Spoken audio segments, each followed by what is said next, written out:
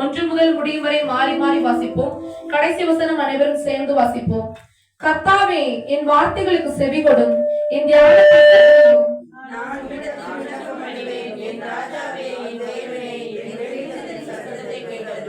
கர்த்தாவே, காலையிலே என் சத்தத்தை கேட்டருளுவீர். காலையிலே உமக்கு நேரே வந்து ஆயத்தமாகி காத்திருப்பேன்.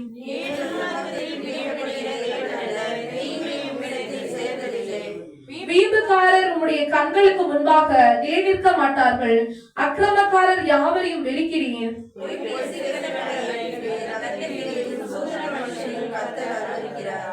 நானோ உமது மிகுந்த கிருபையினாலே உமது ஆலயத்திற்குள் பிரவேசித்து உமது பரிசுத்த சந்நிதிக்கு நேரே பயபக்தியுடன் பணிந்து கொள்வேன்.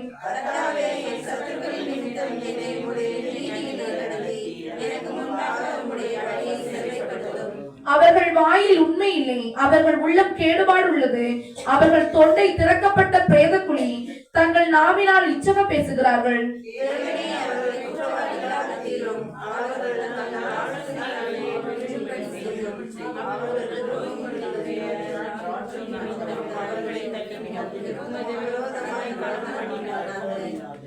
உம்மை நம்புகிறவர்கள் யாவரும் சந்தோஷித்து என்னாலும் கெம்பீரிப்பார்களாக.